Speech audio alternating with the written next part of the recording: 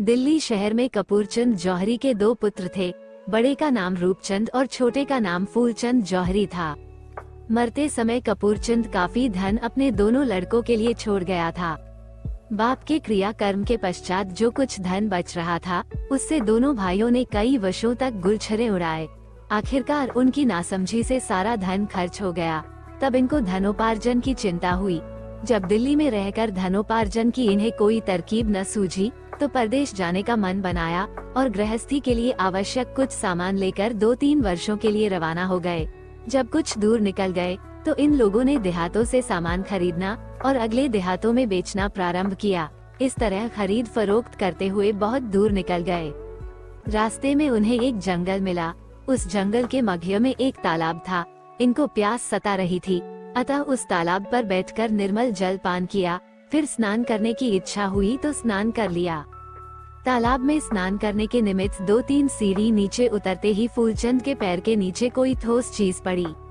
उसने डुबकी मारकर उसे बाहर निकाला तो वो एक छोटी सी संदूक थी। संदूक में एक छोटा सा ताला बंद था।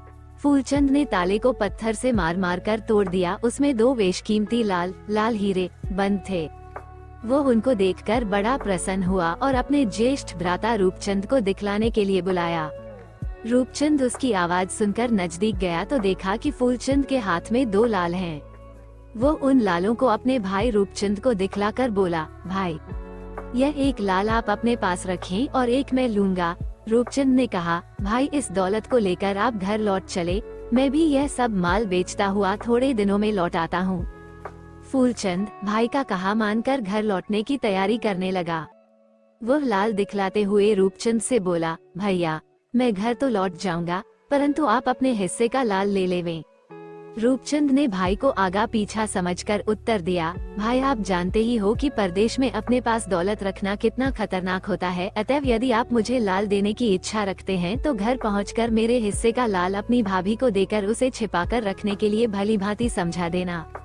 मैं लौटकर उससे अपना लाल ले लूंगा। फूलचंद अपने बड़े भाई का आज्ञा पालक था। उन दोनों लाल को सावधानी से कमर में छिपाकर घर का रास्ता लिया। घर पहुंचकर लालच के चक्कर में पड़ गया और रूपचंद के भाग का लाल अपनी भाभी को नहीं दिया, बल्कि उन दोनों लाल को अपने ही पास छिपा कर रख लिया। पैसे के जोर से नगर में एक दुकान खोलकर जौहरी बन बैठा। जब रूपचंद 2-3 वर्षों के पश्चात चक्कर लगाता हुआ घर पहुंचा और अपनी स्त्री से लाल मांगा तो वो बोली, कैसा लाल और किसने कब मुझे दिया था जो मैं सहेज कर रखती। स्त्री से ऐसा निराश उत्तर सुनकर रूपचंद ने फूलचंद से पूछा, क्यों भाई, मेरा लाल कहाँ है? फूलचंद ने उत्तर दिया, भैया, वो लाल तो मैंने आते ही भाभी को सौंप दिया था, बल्कि उसे भली भांति समझा भी दिया था कि देखो, भैया के आने पर इसे उन्हें सौंप देना। ज्ञान पड़ता है कि अब लालच में पड़कर वो उसे आपको देना नहीं चाहती है, जिस कारण आपसे झूठ बोल रही हैं। रूपचंद को भाई के ऐसे उत्तर से बड़ा क्रोध उत्पन्न हुआ और घर आकर अपनी पत्नी को बहुत मारा पीटा, परंतु फिर भी उसने अपने आप को निर्दोषी बतलाया। वो बोली, लाल पाना तो बड़ी दूर की बात है, मैं तो इतना भी नहीं जानती कि लाल कैसा होता है, उसका क्या रंग है। तब रूपचंद की आंखें खुली और उसने अपने मन में अनुमान किया कि यह सारा फरेब भाई का रचा हुआ है। लालच में आकर लाल को अपनी भाभी को नहीं दिया, अब मेरे पूछने पर उस पर दोषारोपण कर रहा है। वो इस फरियाद को लेकर बीरबल के पास गया और उसकी अदालत में दरख्वास्त लगाई। बीरबल ने एक निश्चित तिथि पर फूलचंद को उसके साथियों के सहित तलब किया। इधर रूपचंद को भी उसकी स्त्री के सहित बुलाया। पहले उसने रूपचंद और उसकी स्त्री का बयान लिया, फिर उन्हें अलग अलग स्थानों पर बैठने की आज्ञा देकर फूलचंद के साथियों को तलब किया। जब वे आए तो बीरबल ने पूछा, देखो भाई, जो मैं आप लोगों से पूछता हूँ उसका ठीक ठीक उत्तर देना, नहीं तो यदि बात झूठी जान पड़ेगी तो दोष के उपयुक्त दंड पाओगे। क्या तुमने फूलचंद को रूपचंद की स्त्री को लाल देते हुए अपनी आंखों देखा था? उन साथियों ने फूलचंद का लाल देना स्वीकार किया। तब बीरबल ने सोचा, यह मसला इस प्रकार नहीं हल होगा। उन 5 साथियों को भी अलग अलग कोठरी में बंद करवा दिया और बाजार से मोम मंगवाकर 7-7 तोला उन 5 को देकर हुक्म दिया, अच्छा, यदि तुम लोगों ने लाल देते हुए देखा है तो इस मोम से उसी शक्ल का लाल बना डालो। रूपचंद की स्त्री को भी लाल की शक्ल बनाने के लिए मोम दिया गया।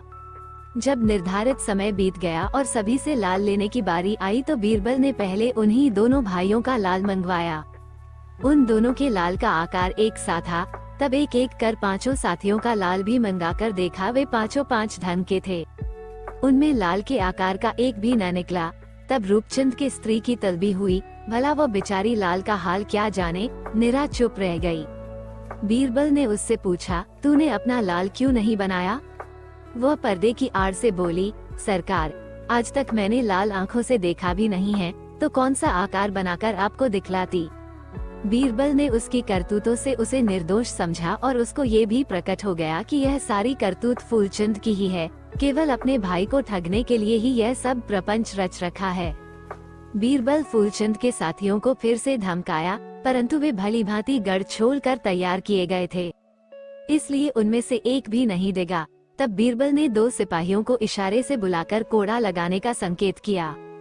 वे दोनों चाबुक लेकर आगे आए और बीरबल के दूसरी आज्ञा की प्रतीक्षा करने लगे। ये देख उनमें से 2 साथी फूट गए और वे सत्य बात कहने को तैयार हो गए।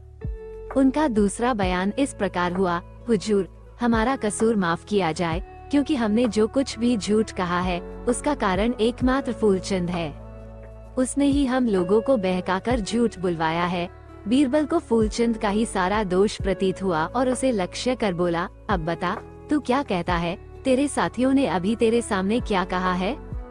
फूलचंद ने उत्तर दिया, हुजूर, मार की डर से भूत भागता है, आखिर वे तो मनुष्य ही हैं। केवल मार से बचने के लिए ही सभी ने झूठ बोलना स्वीकार किया है। इस पर बीरबल ने कहा, तब ये मोम का पिंड लाल के आकार का क्यों नहीं बनाया? यदि लाल को देखे होते तो जरूर बना लाते। बेशक तू झूठा है और सजा के काबिल है। बीरबल ने सिपाहियों को उसे कोड़े लगाने की आज्ञा दी। सिपाहियों ने दोनों तरफ से एक एक कोड़े जमाए।